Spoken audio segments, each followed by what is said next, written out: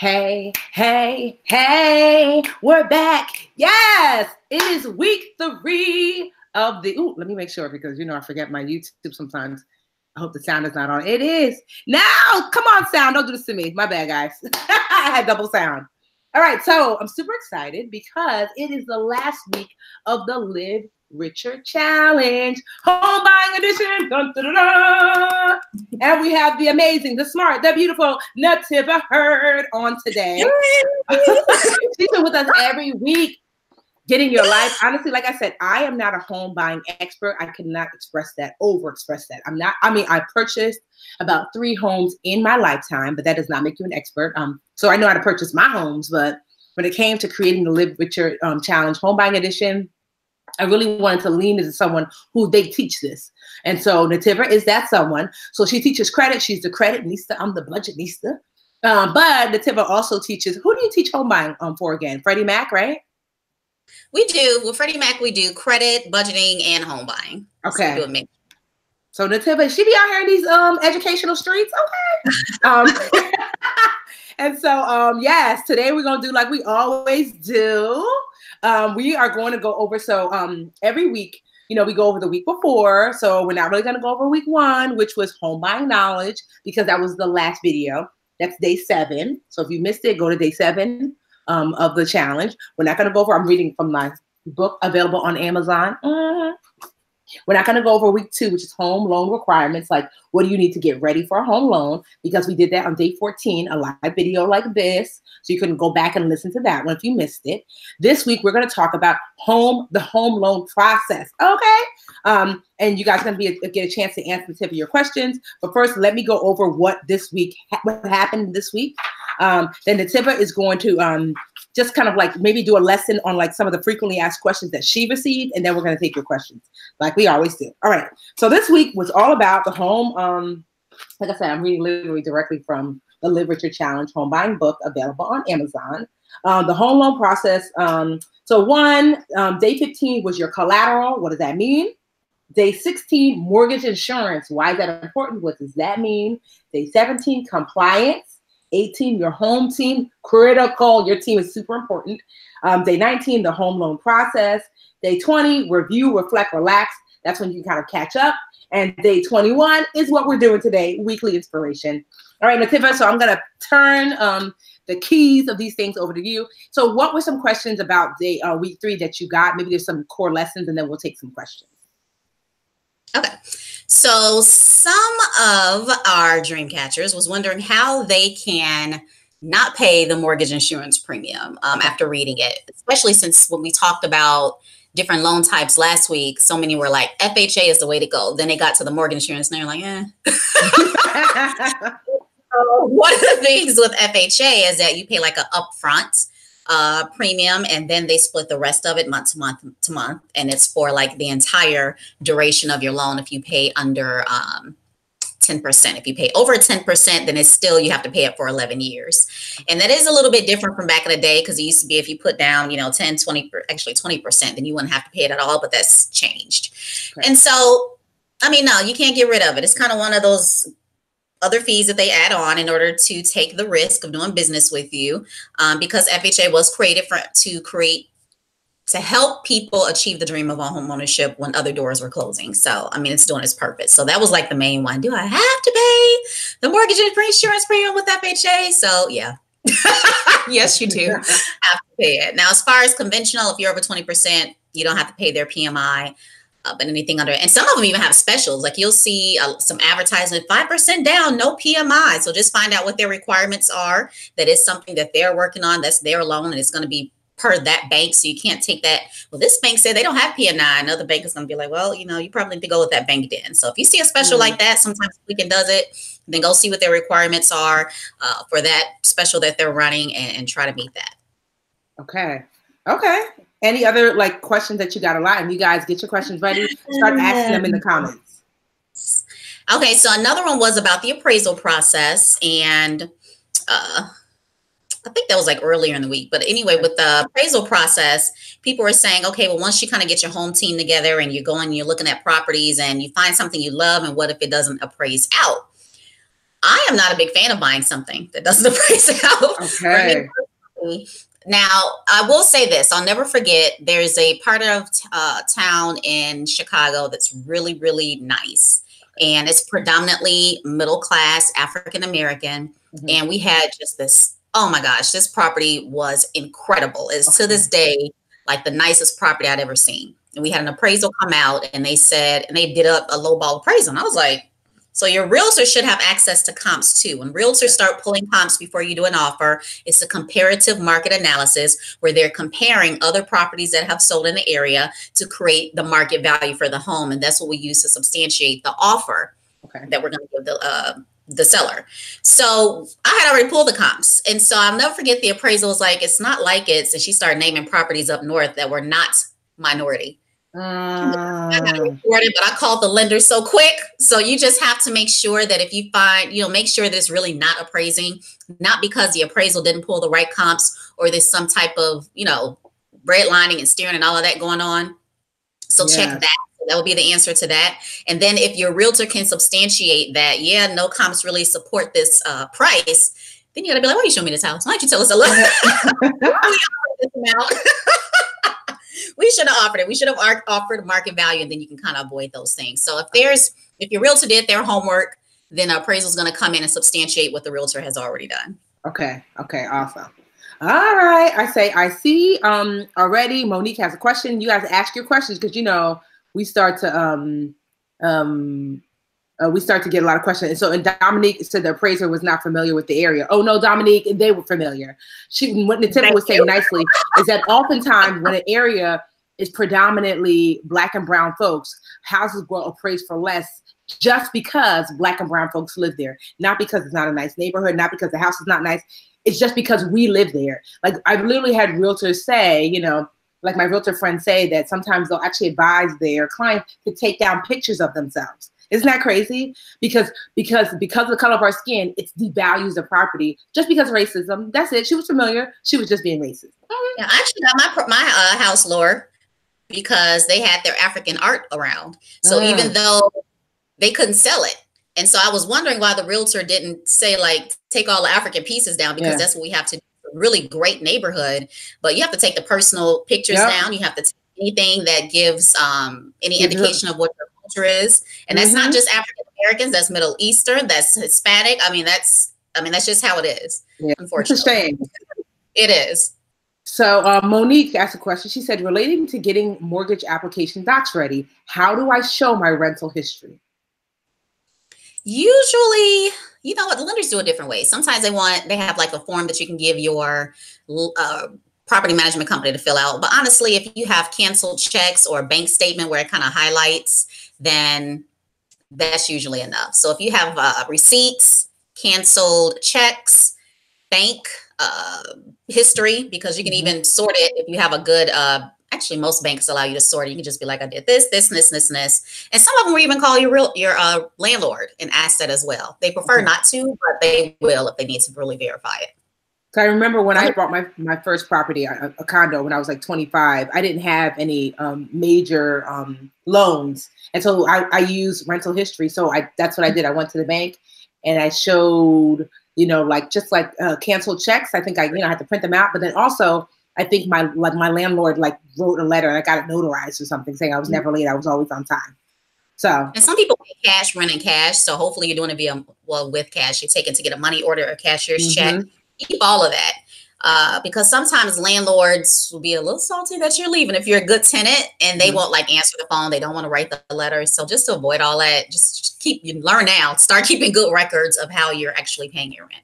Exactly. And then give it to your lender. Don't try to get one of those reporting places because as I mentioned last week, the only scoring models that count rent is Vantage and FICO 9 and no mortgage lender is using that. So let the lender build that credit score profile for you that includes your rent.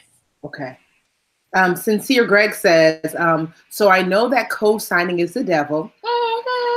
I mean, I know there are some instances where I get it, but as a practice, we say no to co-signing. So anyway, but unfortunately, I co-signed for my sister's school loan. That's okay. So my question is, will that hold me back from purchasing a home? Good question.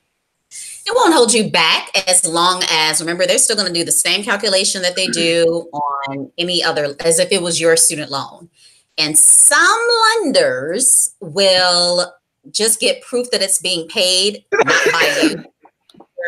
Would need to provide, canceled checks, some kind of bank statements or something like that, showing that she has been paying it on time for a year to two, however many times the lender wants to see, how, whatever that time frame is, and then they won't include it. But that's very lender specific. So you're going to be shopping around to find that lender if she's been paying it. Now, if she hasn't been paying it, it's on, deferment or a $0 type of deal with the income-based repayment plan. Oh no, I'm assuming since you co-signed, this was private. So unless she's on one of their, I hate to say hardship because they just call it payment plans at some banks, but if she's on a payment plan with them or she's paying regular payments monthly, then you're good to go, because some private lenders have, deferments and forbearance options. It just doesn't mimic federal. So I don't know why now I'm coughing. I coughed all day. And now that I'm like, it's like cough time. Look at me, I'm dream catcher now. I'm like dream catcher. I love that. Right, available on shoplivericher.com. I'm Vanna Black, y'all. All right. So Aisha says, if I purchase under FHA for my home I plan to live in, how long do I have to wait until I can purchase a rental property? I mean, you can't use FHA, so you can purchase the next day if you want to, because you won't be able to use FHA. The only time you can purchase again with FHA is if you move over a certain mileage. I want to say it's 600 to 800 miles. I'm leaning towards the 800. If you can substantiate the fact that you have to move into this style of home. So let's say you had a condo, then all of a sudden you got, you had triplets. I don't know. That little condo is not working. I'm trying to think of an idea, but that's, one of the reasons. So now you got to move over here, or you have a job move. Like I know one of my clients lived in the city and then their job moved like all the way to DeKalb, which is far from Chicago. They were like, listen, I can't do that commute. I'm going to have to do it. So you just have to build the story for the lender so they can substantiate it and get it insured by FHA. Investment, though, completely different. You would need to either refinance your main home into conventional or, whatever else that you may qualify for, and then use FHA. But you also have to substantiate the move and say, I want to use FHA for this investment property, and I'll be occupying the unit. Otherwise, you're going to have to put that 20 to 25% down for an investment property. And this is one of the reasons why people start off with the investment property first. Make that sacrifice. Last week, I talked about a client that literally every year or two, he was, buying it, switching it into conventional, moving again. And he did actually move and occupy these 2 units. And he had well over 10 now just from doing that. And that's just a slower way. And no, he wasn't single. He's like married with 4 kids, and they just moved just to build up that net worth. And they're doing great. I mean, that rental property is looking sweet because they did all buildings. So I would investment now when you can do that 3.5%. Okay, I like that.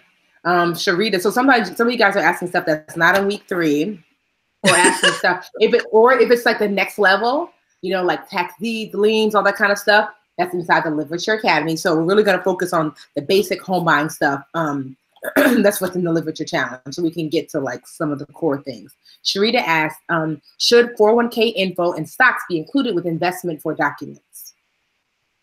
Yes, they will do the 401k. Some lenders won't do stocks, but 401k, definitely. That's a part of your assets. So if you want to submit that information, like if you submit it, then and tell them, listen, this is a part of my assets and all of that good stuff. They're going to say, okay, how liquid is this?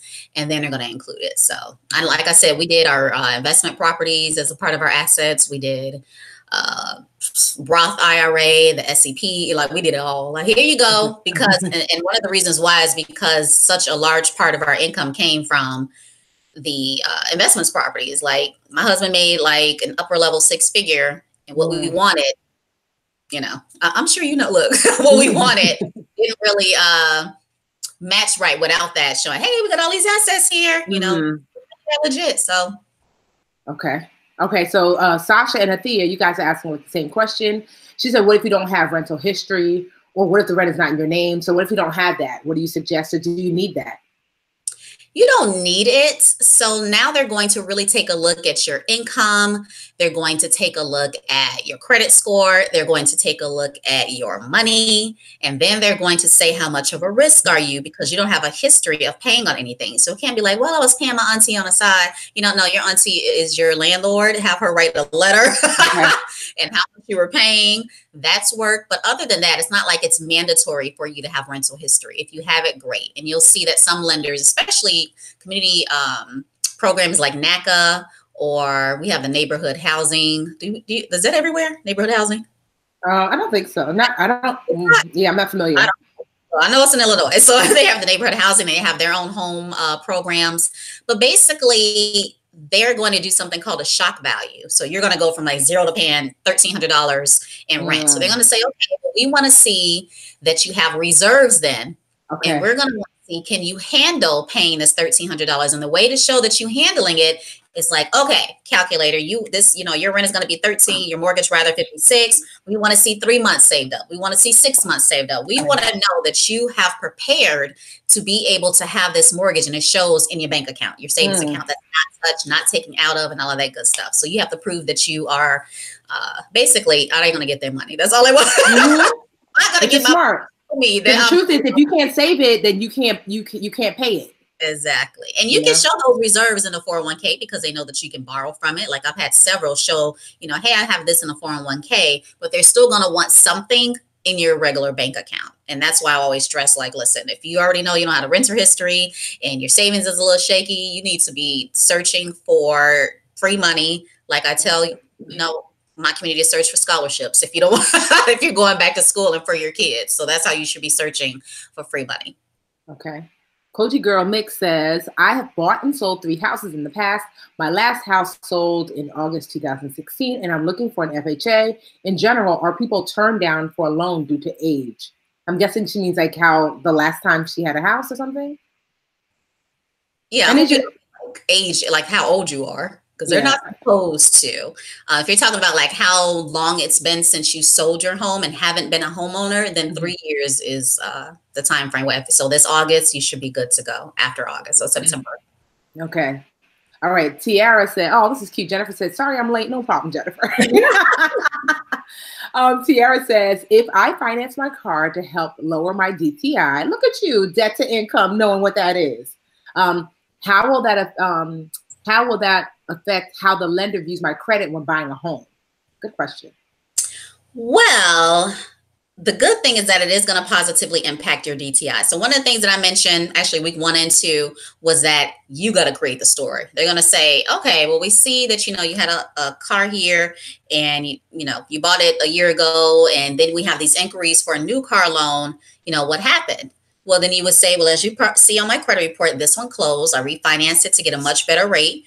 And, now this lowered my monthly payments. And they would say, okay, put that in a letter of explanation. The order will say LOE, letter of explanation. That's literally where you write a letter explaining what you did, why you did it, and why those inquiries are there. The FICO score is very sensitive to inquiries and new accounts. And that's why I say if you're going to do anything to build your credit or anything like that, then you're going to want to do it like as far out as possible. Okay. Otherwise, like I've had a couple of clients do it like a couple of months before coming in, that letter of explanation, and it makes sense because it puts you in a better financial position. You're like, oh, okay.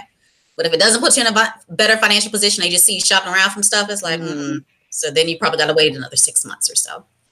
Okay. Brittany asks, is it true that lenders look at your banking history to determine if you will qualify for a loan? No, I mean, the banking history is, oh, you mean with your bank? Not really. They don't really, they only have access to what you give them. Okay. They didn't have access to all of my bank accounts. They only needed what I needed to qualify. Okay. So it's not like they can go in and say, okay, well, I see you have a bank account here. That's not something that the underwriter is concerned about. Can you pay me is what they're literally concerned about.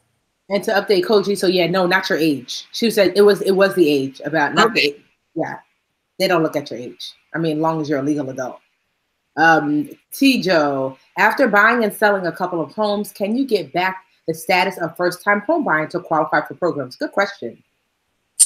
Yeah, most of them, if you're saying home buying assistance programs, that's going to vary. It's like some are like 3 years, some are 5, some are 7 I've seen. It really varies depending on the program because they are meant to help new first-time home buyers. However, a lot of them don't advertise first-time home buyers. They'll advertise, you know, new homeowners, but then you'll see that most of the first-timers are the ones that are sliding through, getting it all. But typically, if you haven't bought in a while, then you're buying in a certain community, they're going to want to give you the money anyway because they want you to buy in a certain community. Like there's a few communities, even here in Charlotte, where they're like, you know, they have the grants that come available and, you know, they want you to purchase, you know, in this particular area because they're trying to revitalize it. And I mean, they're not like bad areas, at least to me. And I mean, get the money, get the free money. Get it. Yes. Like I know, like I said before, when I was looking for a mortgage, M&T Bank was giving away up to like $18,000. I think 6% of the cost of the home up to like 18.5 or 18.9, something to that effect. If you were willing to, live in area in New Jersey, I don't know where else they're located, where it was at least 50% Black and brown folks. So like, you know, like there's Newark, which is like on the come up, but there's also like places like South Orange, which is totally beautiful, middle to upper class Black and brown folks. And then there's someplace like Montclair, which is actually super diverse and it's super nice, you know? So, so it you know, there are banks that are giving away money. It doesn't mean that you have to sacrifice location. Yes. You do not have to be in a hood. Exactly. Let's see. Kanisha, good question. She says, do you have additional suggestions to find a good home buying team if you don't know anyone who can give you a referral? Oh, wow. So I like to interview, and you can look this up on so many places. Even HUD has a good interview. If you go to HUD.gov, they even have like list of questions. And if you're an academy or, you know, one of my classes, I even offer a questionnaire because you really are interviewing. I don't want you to go with the first one. Even last week, we had someone saying, my realtor isn't responding to me. You feel like you're stuck with them. No, you want to make sure that they're working for you. And we even have, on a unicorn squad, when Tony bought her home, I can't tell you how many realtors she went through, and I had to tell her, fire them. You do not have to pick. For those of you who don't know, the unicorn squad is just there's a secret team, not even secret.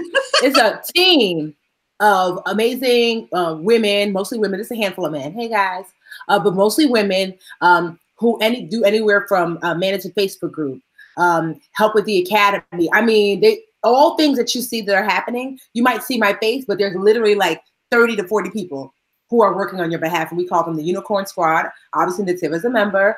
Actually, she's one of the oldest members, not oldest, but like long-standing members, an OG unicorn, because they make magic happen every day. So I just want you to understand that there are so many people who care about you who don't even know you, but they know you, you know?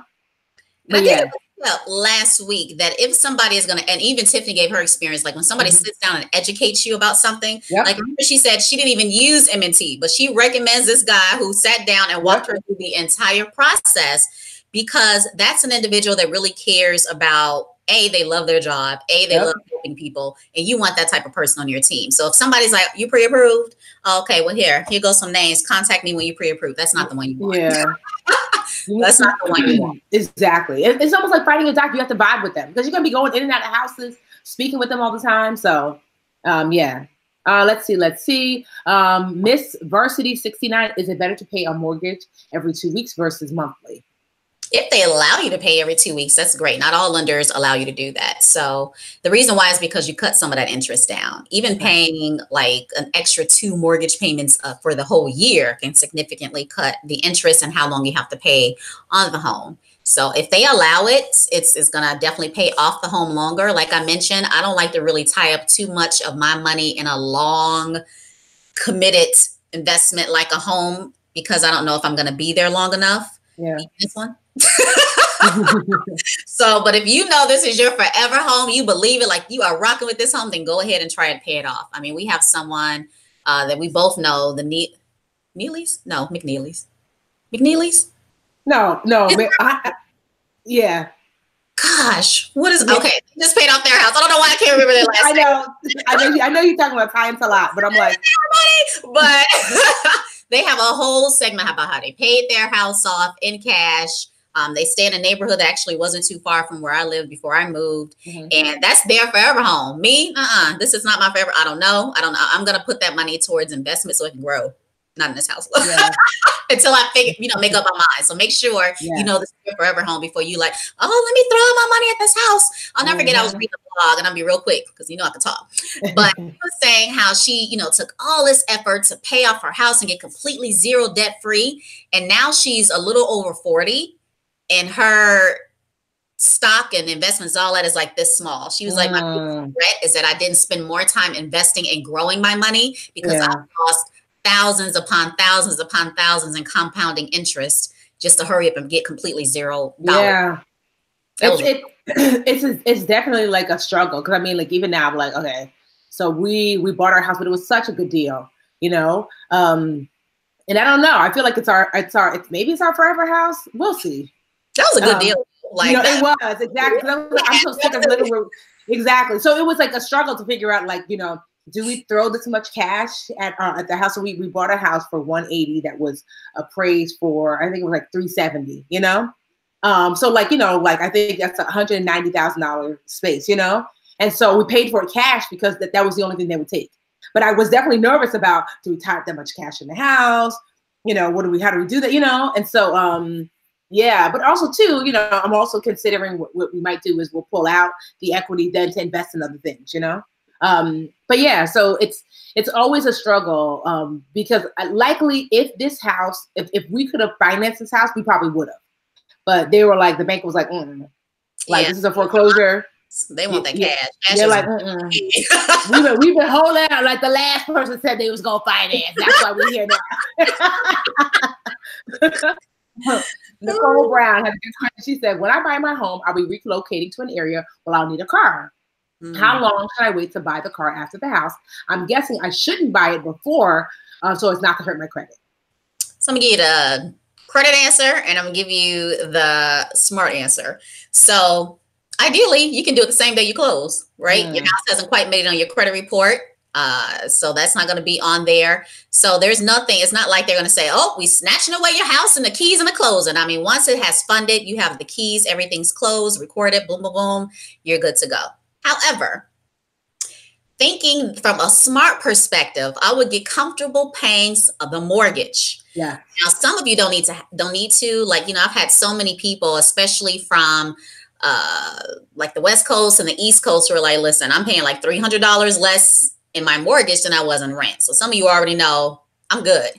And those of you who don't know, like, you're probably not good, because once you get in the house, there's some things you're going to want to do, some personalizations you're going to want to make. Somebody posted today that 6 months after they purchased, they're now in a deep credit card debt 6 months after. And that's because you get so caught up in all that. So I'm even giving you a piece of advice: freeze them cards, hide them, cut them up, leave them somewhere so that you can try to make the house yours with as much of your available funds as possible versus, a personal loan, credit cards, etc. You don't want to have that to make the house beautiful. So just kind of get acclimated and get a feeling in the house, what you want to do with the house, then bring on the car. If it's not feasible, like you can't wait. I mean, I don't know too many suburban areas or far areas that don't have like good, well, no, I guess there are some that don't have good trains, but I guess since I'm from like popular city, like we all train, we always got a bus or something like that. But I know there's some places that don't have that. So at least try to get a few under your belt if you can. Yes, that's a good idea. Because I definitely had a friend that bought a house, and then the furnace blew that first month. Then she found out she had some asbestos. Then she found and then she found out there was mold in the wall. She was like, so you don't know what's going to unravel. I remember when I bought my condo, when I was 25, all of a sudden my taxes rose $160 a month, like right away. And I was like, wait, what? I called my dad. He said, welcome to the world of adulthood. I was like, what? So yes, so I would get used to it. Malaysia, she said, do you do a first-time home buyers class for investment properties? We have, actually tonight, you probably just missed it. Malaysia, are you inside the Live Richer Academy? Because if you are, we have a bunch of real estate classes for beginners, beginner investing real estate classes. We actually had one tonight before this class. If you're not a member of the Live Richer Academy, go to joinlra.com. Join L for live R. Let me write it, because y'all be doing like y'all be putting spaces. You're like, that is not how you do it on the web. Like, actually, someone typed that in the comments for me. Join LRA. I'm going to try to write it down too. And someone always is like, I wasn't able to go to straight LRA. And I'm like, I said join LRA. .com. Of course, I have no. I'm like never ready. So join LRA.com because when you go there, you can sign up quickly. Right now, well, I won't say the price because somebody might watch this 10 years from now. Be like, what? It used to be how much? But right now, if you sign up, you get grandfathered in because we're tripling the price in the next. If you're watching live in the next couple of months, so it looks like this. Join LRA.com. We have like there's Christina Spells that teaches an awesome class about wholesaling. Tonight, actually, just before this free class for the Academy, they just did a class with Lisa Phillips, who teaches how to invest in cheap properties that are like under $40,000. And so yeah, the Academy is an awesome resource. And yeah, so if you're interested in learning more, go there. So I believe basic financial education should be free, like basic home buying. This is how you budget. This is how you save. This is how you build your credit, basic things. But if you really want to elevate yourself to the next level, it's important that you invest in yourself.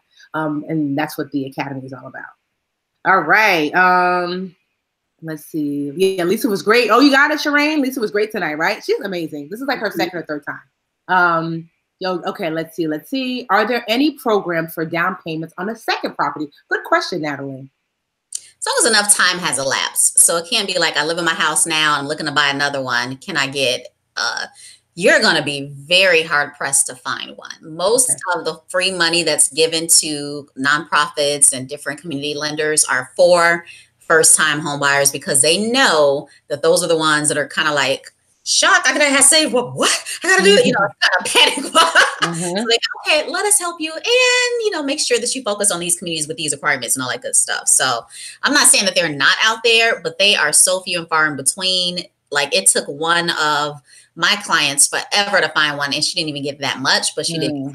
So, but something what you could do is, so I used to work with the United Way. Of Essex and West Hudson. So they had this IRA program, individual retirement. Yes, those are good. What is it? Not individual retirement account. It's not retirement. IDA. Yeah, IDA. Look at me. Woo. Individual development. Something. So anyway, the way it works is, this time our brains are like all over here. The way it works is this, is that, so I wrote the class in the series, but every United Way or nonprofit, they have their own thing. Right. But typically what it is that you take a series of classes, you pass those classes, you go, you get some sort of certificate, and then they give you a matching fund. So at the time with the United Way that I was working with, the fund was like 4 to 1 or something like that. That if you put in $1,000, they gave you 4. So you got back $5,000, which is amazing. That's better than Vegas, right? And so you would save over, you had 2 years to save the 1,000. And at the end of the 2 years, they would give you 5, but because they were partnered with, like, I think at the time it was like PNC Bank. And so you would save your money with PNC Bank and they would give you the money. So they wouldn't give you the money directly. They would give you the money for a home, for school, or for a business. So technically you could say my business is real estate investing, and they could technically give you that money for a down payment. You see what I mean? So I would look for IDA programs that you can kind of like finesse in that way. So an individual development account, I believe that's what it's called. But different nonprofits have them. Typically what happens is, so by law, banks have to, is it 5% that's different, or is it different in different areas? I know they have to set aside a percentage of what they make. Ours like 3 at the time. Okay. So it depends on where, like, right? So by law, banks have to set aside some of their funds to basically give back to the community that they're in. Right. So one of the ways they do that oftentimes is like they'll look for a nonprofit, because who better to say, hey, through you, I want to give away this money that I have to legally give away according to federal law or state law, whatever. And so an IDA program is one of the ones. So depending on like when it is, what year it is, whatever, some IDA programs are really robust, where it's that give 1,000, get back 5, and sometimes they're a little more stingy. So that's the way I get around that. Okay, Miss Tamiko said, hello, I recently discharged bankruptcy and learning there is a 2-year wait for a mortgage. Is there any way to work around that? I posted this the other day. Not the other day, that was about probably the very, very beginning.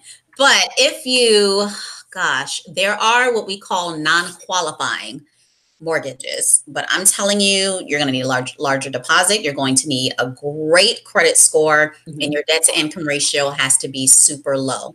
Because what that means, when the whole recession happened in the real estate industry, there was, you know, what qualified as a qualifying mortgage in order for the banks to be protected, in order for it to get insured, in order for it to like meet all these new special conditions. And some banks said, okay, well, that's going to kind of affect our base a little bit. How about we set aside some of our own funds that we are not going to get insured? And we're going to call these non-qualified loans. And so there's still some stated loans out there. There's still some subprime stuff out there. There's still people who can buy with bankruptcy that's less than 2 years old, even less than a year old. So they have, you know, these funds set aside. But since they're high risk, that means the interest rate is going to be higher. That means the... hold on. I'm telling you right now, don't eat all them cookies. Oh, you have your... My husband over here making all this noise, and I just bought these delicious cookies from Whole Foods. He took the bag upstairs. I don't care who I'm on with. Don't you eat all my cookies. Don't eat all my cookies. My bad, guys. See, he's real. You're live to do it too. He's like, oh, I know she's not gonna say it. Oh no, he's talking about I'm only gonna have one. Why you have the whole bag? Anyway, we know we focus. No, I'm sorry, December. That's okay, but I was just saying, like, I don't recommend the non-qualifying mortgage for too many people, just because.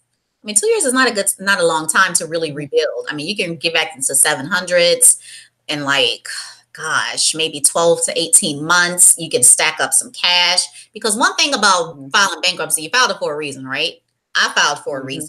And it wasn't just to get out of debt. I mean, it really exposed, especially when I went to the budgeting class. I actually ended up working for the nonprofit for the industry. I was like, oh my God, I need to get my whole life together. Y'all hiring? So, but, you know, you have to learn how to really manage your money well before you even introduce a large purchase like a house. And so, you know, when I first purchased back in the day, I can tell you I wasn't budgeting, you know, oh, my tenants are going to pay some of the rent, you know, it just wasn't reality. So I would really utilize the bankruptcy exactly like it's supposed to be, a fresh start. Let it be a fresh start to how your relationship with money. Let it be a fresh start to how you manage your money. Let it be a fresh start to how you save your money, pay yourself first, all of that good stuff. And, you know, I even do classes for rebuilding after bankruptcy, just because so many people miss the budgeting part. They automatically go to, how I get back to, you know, 700, 800. I heard you can do this. And, you know, I want to get the bankruptcy removed. You just got discharged 2 days ago and you worried about the bankruptcy removed. I'm like, that's not how it works. But so keep that in mind. Real quick, Carol, she said, is there a replay for the LRA class tonight? I'm not sure how I missed it. Yep, Carol. Just so you know, if you're part of the Live Richer Academy, what's so awesome is that all the classes are recorded. And so the replay is, so typically you get a text message if you sign up for text messages, but everyone gets an email. In that email, that same link, the recording is in that same link. So if you miss class, you can always click that link. And I believe like the next day is actually, no, it's in the Academy already. So just click that link so you can go directly in your email. Just look for Lisa Phillips. I think it was like literally, I got my text message. It was something like, this is, you know, like, let's see, what was it called? It was, join us tonight, Affordable Real Estate Q&A with Lisa Phillips. So affordable real estate, you can just use the search box. All right, so so even if you miss class, like I said, there's always a replay for the Academy. So Crystal has a very interesting question. She said, if you inherited a property that you use as a rental, can you still qualify for first-time home buyer? If you are on the property as an owner, you are an owner. So you will be considered an owner and not a first-time home buyer. Okay. So. Okay. Natalie, so I'm in a VA loan and I want to refi to conventional and to free up my VA in order to use it for a multifamily property. Your thoughts? You know what? I follow VA to ask questions from the VA. Okay. Because it's very lender specific too. And sometimes they can even direct you to a lender that does this and this. You know, I've had some of my VA clients do that and they've directed them to a particular lender like, oh, you know, we've had a few people have good success with this lender in your area. So I would do that. Now, I don't have negative thoughts about that because, I mean, are you going to live in a multi-unit property? Because I know there are some occupancy requirements with the VA as well, instead of just purchasing an investment property that you're not going to occupy. So that's another thing. Okay. I'm sure you can answer that right now, but based on all the questions. But I mean, that's another. They can't like, oh, I want to, you know, purchase this investment property and, you know, not live in it, still keep the house that I have, and it's just in conventional. You would have to be like, oh, I'm going to live there, I have to occupy it, and it's going to make sense. I mean, banks aren't. just ignorant. They know that people are trying to use low down payment products to multi-unit property, and they're probably going to be a little suspicious. So just keep that in mind too. Nadia says, my parents purchased a home and I'm on the mortgage, payments on time, an FHA loan. I haven't lived in a home for over 15 years. I want to purchase a home. Will I be in any bind with purchasing my home? So again, we go to who's paying it. And if it's you or you have some type of contribution, then you would be considered a current homeowner. Now, I don't know if you want to refinance it so it's not in your name. But I mean, as long as you are on as ownership, it's going to pop up in all of the stuff that they pull, and then you're not going to be considered a first-time home buyer. But remember, there's also low down payment. I think anything under 20-25% is low. So if you purchase that second home, the negative thing is that they're going to factor in that payment as into your debt to income ratio. But it's not like you can't buy again. You can't buy again at 3%, 3.5%. But you may find some at 5 and 10% down, but it has to be affordable to where they say, okay, if something happens to your parents and you end up with 2 mortgages, can you substantiate that? Okay. Dion, what are some of the names of programs that have money to assist with down payments, or does it vary state by state? It does vary state by state. And also, this is what I found. So I don't know, the tip if you have like your tips and tricks. So what I did, honestly, was I hit up realtors in my area, because oftentimes realtors have their ear to the streets. That's how I found the M&T, that M&T was giving away money. Like a friend of a friend was like, oh, my friend, the realtor, said M&T Bank got money. That was literally all I had to go on. So I'm doing a Google search, M&T Bank got money. What does that mean? I couldn't find anything. So I called them. And then one of the, like, you know, the guy that I mentioned all the time, my mortgage lender, well, the one who was going to, David Pelosi, he was amazing. And so he was the one who told me about the program. So ask around. I'm sure there are probably real estate groups. That's the thing about social media that's so awesome now. You can join, and you can join a I knit cat sweaters group on Facebook. Okay. And so you can join a real estate investment group, or just a real estate group inside Facebook for your area, and ask, hey, what are the current programs, you know? And so, yeah, that's probably the best way, because there might be a new one or one that's not used very often, or sometimes City Hall, or if you go to some of these first-time home buyer programs in your city, you know, that the instructor has their ear to the streets. So just asking questions. But honestly, easiest way, join a Facebook group and ask questions. All right. Let me see. I'm just looking. Let's see. Okay, I'm confused. This is Vicky Cobb. I'm confused about the purchase of buying a HUD home, or a home that needs work, and getting the rehab loan. Am I qualifying for 2 loans, or do they happen at the same time?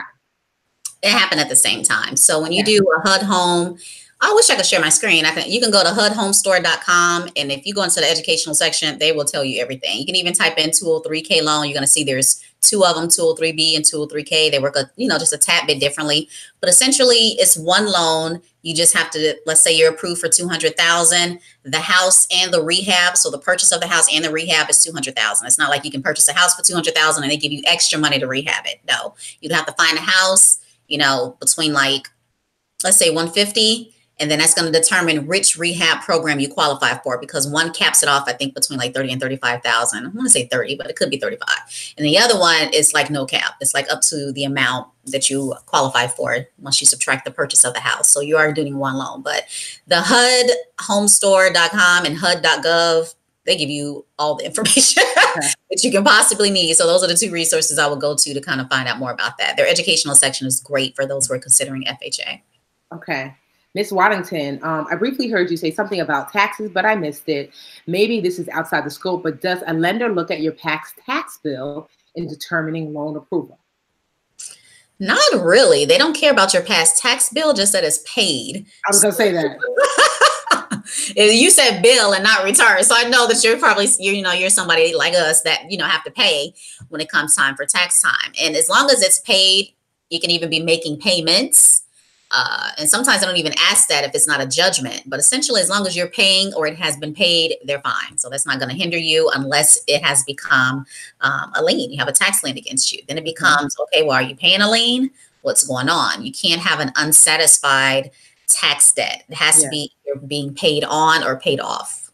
And each lender is going to vary. Some are going to say, well, as long as you're paying on it for 3 months, you're good. And others going to say you have to have a full year of paying on time. Or another one's going to be like, it needs to be paid off. So do what you got to do. Okay. Okay. Two people have this question. Shirley, I think we answered this, but I remember you said if my first property is a rental property, that I'm not a homeowner. How long do I have to wait to buy another house and qualify for all that first-time home buyer free money? If your first property is a multi-family property, you are still a homeowner. Okay. You're not a first-time homeowner. And there is a difference. Each loan type has a definition of what a first-time home buyer is. And most of them are, you have to be not tied or have any interest, ownership interest in a property for at least 3 years. So, I mean, that's why a lot of people will buy with the VA or with the USDA or FHA, most with FHA because of 3.5%, a multifamily property. FHA is the only one that allows you to purchase at 3.5% up to 4 units. That's a huge benefit because if you purchase first and then, you know, you have ownership property and then you try to buy an investment property, most lenders are going to want you to put down 25%. You may find some that are lower, but that's a nice hefty chunk of change. If you're able to get a 2, 3, 4 unit at 3.5% and then go conventional with 5, 10% down, not only are you now able to save more money because hopefully your tenants are paying your mortgage. So it's going to be easier for you to accumulate that funds for that down payment, especially if it's going to be someplace you're going to actually live at for a while. Now, if you're going from one investment purchase to another investment purchase, or you're trying to flip, that's completely different. You have other funding options that are available to you because you're flipping it. You're not planning on keeping it. So it's, you know, hard money lender, private lenders, we talked about a lot of that last week if you guys want to look at the replay. So there's just other options for you depending on what you plan on doing. Okay. Tavon Wilson, will you still be eligible for the first-time homebuyer credit if you own undeveloped land? Good question. You know what? A lot of them don't consider like the land. Okay. Most times, and I'll be honest with you, most of my clients, the land was paid off. They weren't paying on it. It was paid off. It was kind of viewed as an asset. So it wasn't like you're a homeowner because it's undeveloped. It was just land. So I haven't had that be a hindrance at all because it's not considered real estate property. You know, there's no real estate on it. It's just real property, which is the land. Okay. Thank you, Denise. She said, your makeup looks beautiful. Thanks. I did taping today because y'all know I don't be getting down with a beat face every day. I'm like, I don't know how y'all do it. For those you do, you look amazing. I can't do it. Karen, she said, my name is still on a mortgage after a divorce that my ex can't refinance because the house is underwater. But in the divorce decree, it states I'm not responsible. Can I still buy a home for myself? If you haven't been paying on it again for a year or more, then you may have a case. That is going to really depend on the lender. And remember, it's all about building that story. This is very common. And for those of you who are getting married or are not married yet, this is one of the reasons why I say buy on one name, because it's a little bit easier. However, as long as he's paying it, it's not late, it's on time, and you can prove that he's been paying it. And it, you know, you can say, here's a divorce decree, here's this, he's paying on time, it's no issues. And the lender will say, okay, well, we want to include it. But they still might, because of the risk, not approve you for as much. So it's not that you won't be approved and they won't factor all of it. They'll probably just factor like a little percentage of it because you have the proof that he's been paying on time, because you have the divorce decree that's going on. And, you know, but you'll still get approved as long as everything else is on point. Well, two people asked this question. It says, Nativia, your class was full. Will you be doing another one? Oh, you guys signed up for the budget. I was shocked. This is what I do, dream catchers, okay? We're on my email list. I was like, what? 500 seats. Yes. I was like, what do you mean somebody, one of the dream catchers email was like, your budgeted webinar is full. I was like, impossible. I got my phone. I was like, impossible. Well, you know, that's the power of the DC, baby. I love that. Yes, I'm having some more seats open up on the 4th. So if you're on the, and you've signed up for the email list just by getting the freebies. Like I send you all types of dope information on home ownership every Friday. We have a freebie on everything from budgeting, credit, blah, blah, all that good stuff. Okay. So yeah, but it's going to open up on the 4th. I'll shoot an email out and let you guys know. But thank you. If you watch later, like if you're watching like, 2-3 years from now, even if, Nativia's not having a budgeting class, that link is just a link to freebies that Nativia will be sending out. So whatever good thing is coming, you'll be able to receive it. Absolutely. So, yeah. All right. Oh, that's cute. I love that. I just love when cross-pollination. All right. So Denise, are there certain banks that will use self-employment as part of your income, or do they all want W-2s for proof? For example, I work for Instacart, and I was told that they may not be able to use that income. Instacart is viewed more as like a side hustle than a business. So a lot of them don't like to use stuff like that. It's even hard pressed to get them to use affiliate income that you've had for a while without some type of contract in place. Otherwise, I would be like, I remember one time I made like 25 G's in affiliate. I was like, whoa. They were like, no. So, so they won't really include Instacart unless you kind of frame it like a bonus or get some type of letter from Instacart saying that this is our employee and this is how much we're paying her per month. She's been with us for 2+ years. Then they may include it if it comes from a letter or on Instacart's letterhead that's not like saying, okay, this is just somebody we pay, commission or referral for, I won't even say commission, because as a realtor, you can use commission income. It's just, it's viewed as a side hustle. So it's kind of depending on how Instacart, you may be able to try the 1099. I mean, it's still a 1099, right? They give it to you. Try it and see what happens. But most are going to view that as like a side hustle type of thing. And yeah, try to get a letter. See if they'll give you something. If you can bring that 1099 and it has a nice little decent income on there, then definitely try it. And it's been going on for, like I said, 2 years or so, then try it. You never know. I know. So we are at the end, my friend. So if you have not already, Live Richer Challenge Home Buying Edition available on Amazon. What I love about it is, one, all of the sheets and stuff are in here. If you're like, I'm someone who likes to, like, I love it. I have so many, if I can tell you how many notebooks I have around me, I love a good notebook. So this is not just a book, but like you can fill in, like all of the sheets and stuff that you need. If there are extra sheets actually in here, we have a, if you go to inside, it tells you, but it tells you like, oh, for another copy of the sheet for free, go to livericherchallenge.com. Book resources. So all the book resources are also available online for free. And so tomorrow, so there is a study that showed, I don't know if it was Princeton, but it shows that if you, to make something a habit, meaning part of your normal day-to-day, go to, like brushing your teeth, washing your behind, right? To make something a habit, you have to do it for at least 21 days. That's why the challenges are 22 days or more. Like you see, learn how to prepare for, finance, purchase your home over the next 22 days. That's why it's 22 days, because I gave you a little extra day. So tomorrow is kind of like a fun day. It's kind of like a mental exercise. And so, yeah, I hope that you enjoy the Live Richer Challenge Home Buying Edition. Tell a friend to tell a friend to tell a friend about Nativa, about the Home Buying Edition. You can always send them to LRC for livericherchallengehomebuying.com. If you're done with this challenge and you want to take another one, Nativa and I have another challenge to get together. We do, I do a new challenge every year. We've got the credit edition, which is also really dope.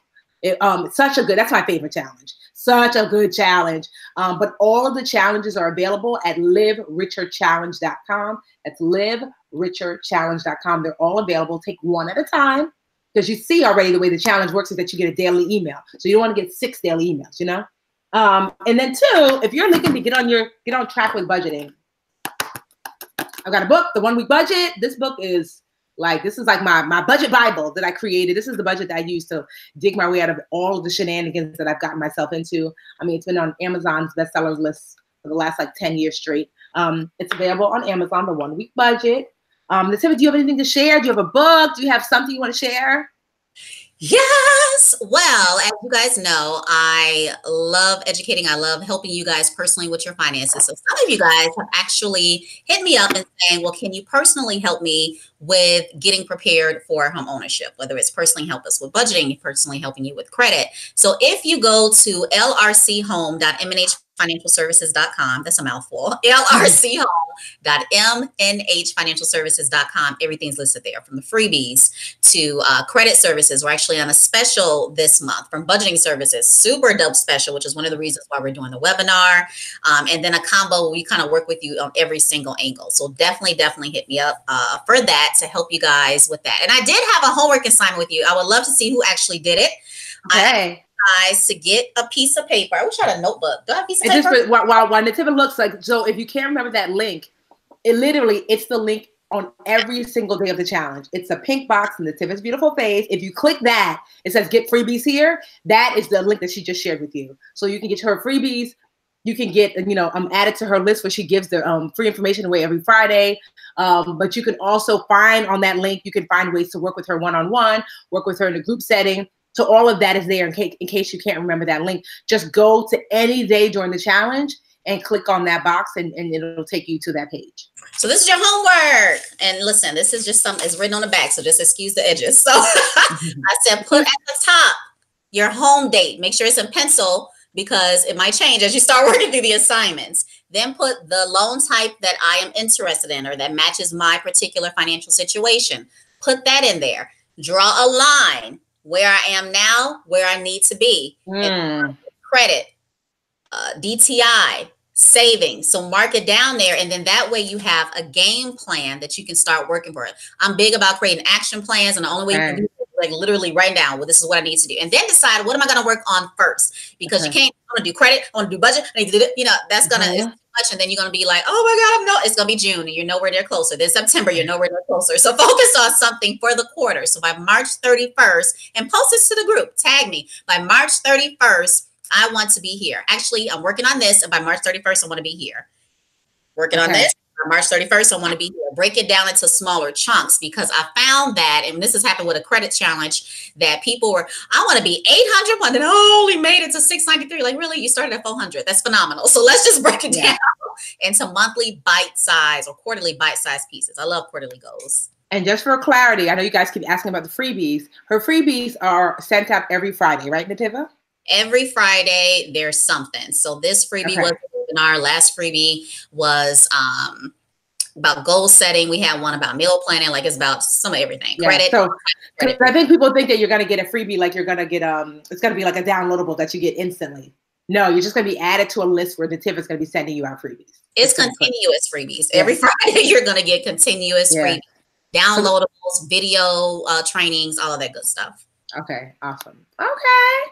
Thank you so much, Nativa. Honestly, we could not have done this without you. This has been another awesome challenge. Nativa, what is your website? Some folks are asking. The one for this is lrchome.mnhfinancialservices.com. I should get a bit.ly link, huh? But yeah, that's okay. Like I said, if you can't remember all of that, literally every single day during the challenge, there's a pink box with Nativa's face. If you click on it, that's where you can sign up for the freebies that come every Friday. That's where you can work with her one-on-one if you want to. That's where you can do everything that you're asking, connecting with Nativa. That's the place to do it. So you don't have to remember the link. Just go back to any of the challenge days and just look for that pink box. It's usually near the bottom of the challenge task. Okay. She just say it again slowly. Girl, I done told you where to find the link. I went to LRC. Right, .MN for man, Nancy H House, right? LRC Home, LRC Home. LRC Home, I'm sorry, .MNH. Mary Nancy Henry, so MNH, Financial Services.com. But like I said, it would be easier. Just click on the last email that I sent you about the challenge. Go there, look for Nativa's face, click that. That's literally the link that the link that she's giving you. I put that in every single day inside the challenge, so you don't have to remember it. Okay. Oh, she said you guys are awesome. You guys are great. Girl power. Amen. Okay.